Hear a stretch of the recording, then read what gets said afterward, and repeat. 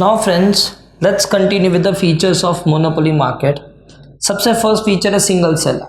हम लोग स्टार्टिंग से ही पढ़ते आ रहे हैं कि एक ऐसा मार्केट स्ट्रक्चर है जिसके अंदर सेलर एक ही होता है, there is no competition, only one seller और प्रोड्यूसर। लेकिन सेलर के एंगल से वो सिंगल है, बायर मार्केट में बहुत ज़्यादा है। So this monopoly market that we are studying from the seller's perspective. अगर एक सेलर होता है तो मोनोपोली बोलते हैं। अभी मैं तुम्हें और एक चीज सिखाता हूँ। अगर एक बायर रहता है ना, जो अपोजिट सिनेरियो, उसको मोनोस्पोनी बोलते हैं, जो हम लोग के सिलेबस में करंटली नहीं है।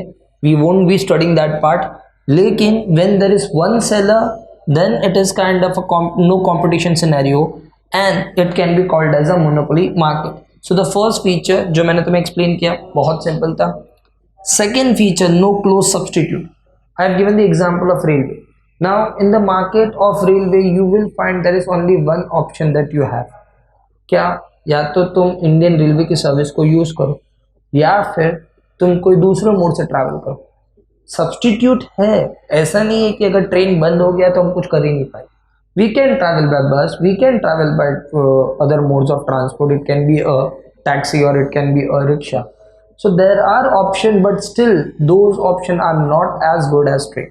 We know the train is the best and efficient way to travel from one point to another for longer distance, because तुम्हें cheaper rate पे provide करता है, टेक्नोलॉजिकली तुम्हें काफ़ी कंफर्ट प्रोवाइड करेगा, तुम मूव कर सकते हो with in wagon as well as तुम लॉन्ग डिस्टेंस जर्नी कवर कर सकते हो। लेकिन if you are travelling by bus और if you are travelling by car, वो हेक्टिक हो जाता है।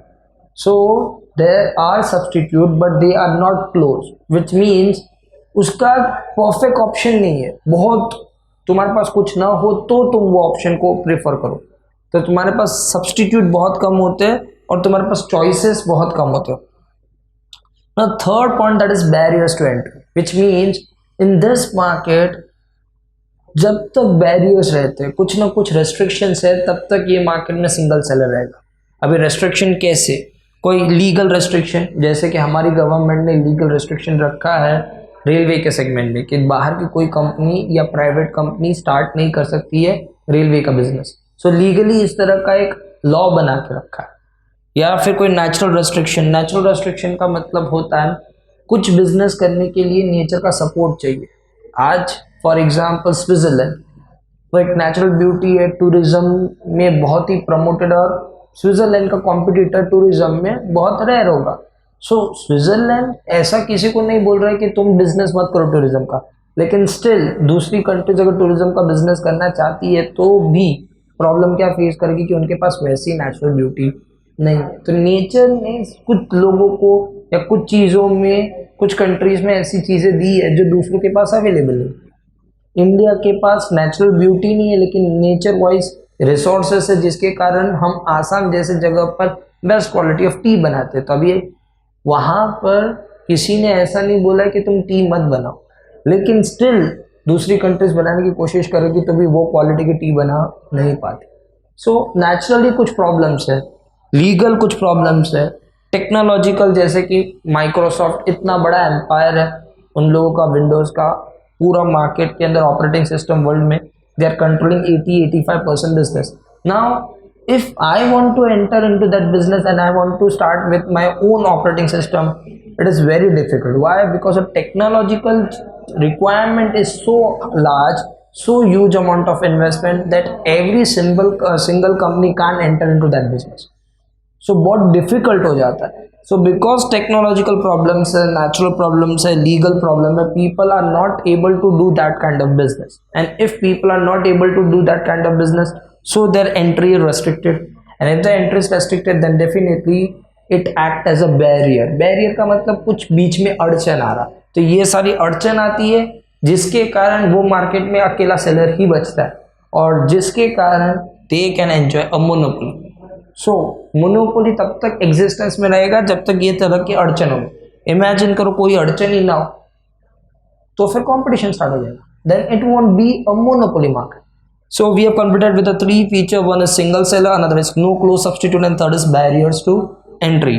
Now we will continue with the further points, that is complete control over supply, price, makeup, price discrimination, all that points. So let's start with the further points. Now friends, the fourth feature is control over supply.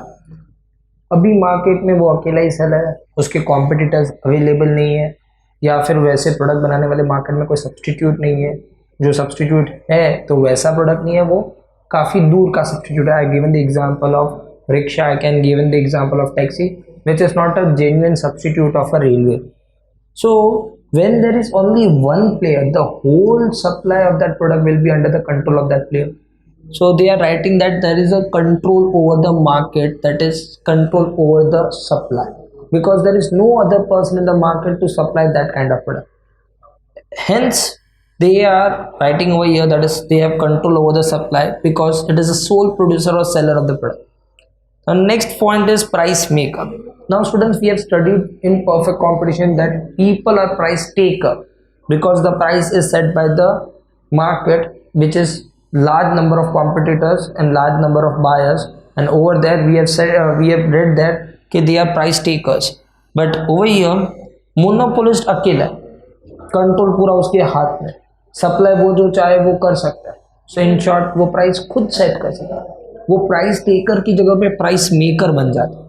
आज अगर मैं अकेला ही बेचने वाला हूँ, मुझे पता है कि कोई मेरी तरह प्रोडक्ट बना ही नहीं रहा है और मार्केट में कोई बेच ही नहीं रहा है, तो मैं कस्टमर को जो चार्ज करना चाहूँ मैं चार्ज करूँ. So I can become a price maker, not a price taker. So monopoly का ये खास फीचर है जिससे पता चलता है कि अगर उनके पास पावर है प्राइस को सेट करने की, मतलब उनके पास पावर है मार्केट को कंट्रोल करने की. और वही एक खास बात है जो बताता है कि ये मोनोपोली मार्केट का स्ट्रक्चर डेवलप है. एंड लास्ट यहाँ पे बताया price discrimination. Even monopolist can do one thing, वो डिस्क्रिमिनेट कर सकते हैं. डिस्क्रिमिनेट का मतलब सेम प्रोडक्ट को अलग अलग कस्टमर को अलग अलग प्राइस पे बेच सकते. क्यों? बिकॉज कस्टमर के पास उसका ऑप्शन है. और हम लोग देखते हैं ना, रेलवे फॉर एग्जाम्पल, हम देखते हैं कि फॉर स्टूडेंट रेलवे वाले certain kind of passes provide करते हैं या फ्री ऑफ कॉस्ट ही दे देते हैं. सीनियर सिटीजन के लिए चार्जेस अलग, नॉर्मल पीपल के लिए चार्जेस अलग. सो हम लोग देख ही रहे हैं कि वो लोग सर्विस तो ट्रेन की ही प्रोवाइड कर रहे हैं, लेकिन अलग अलग पीपल को अलग अलग चार्ज कर रहे हैं depending upon the age, depending upon the gender. ऐसा हो सकता है. सो टाइम वाइज तुम बाइफिकेशन कर सकते हो, प्लेस वाइज. देखो काफ़ी मोनोपोली क्या करते हैं, पॉश एरिया में जहाँ पे पीपल अफोर्ड कर सकते हैं प्राइस ज़्यादा रखेंगे, और लो प्रोफाइल एरिया में प्राइसेस कम रखेंगे. टाइम वाइज भी वैसा वो करते हैं, जैसे डॉक्टर्स कभी कभार करे, या फिर कुछ जगह पर वो सिचुएशन अगर उनको दिखी कि वो लोग उसका फ़ायदा उठा सकते हैं, then they can do one thing, then they can do what, कि जब इस emergency situation they can increase the price. So you will see कि price discrimination is possible in certain cases of monopoly. So this was the point number 4, control over supply, price maker, and the next point is price discrimination. Now the last point that we are going to study, that is no distinction between firm and industry. So let's study that point. Now the last point is there is no distinction between firm and industry. Student, first of all मैं industry का meaning बताता हूँ. Industry means group of firm. तो आज competitive world में जब भी तुम एक तरह के प्रोडक्ट बनाने वाली बहुत सारी कंपनी को लेकर आओगे, then we will call it as an industry. For example automobile industry, जिसके अंदर बहुत सारी कार कंपनीज है. You can take the example of banking industry, बहुत सारे बैंक्स होते हैं.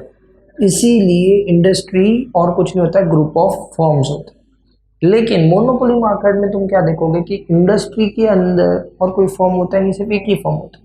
सो हम ऐसा ही कह सकते हैं, जो फर्म है वही इंडस्ट्री. जैसे कि रेलवे को हम कंपनी भी बोल सकते हैं और रेलवे को इंडस्ट्री भी बोल सकते हैं. They have written over here because there is a sole producer, that is why monopoly firm is itself a industry.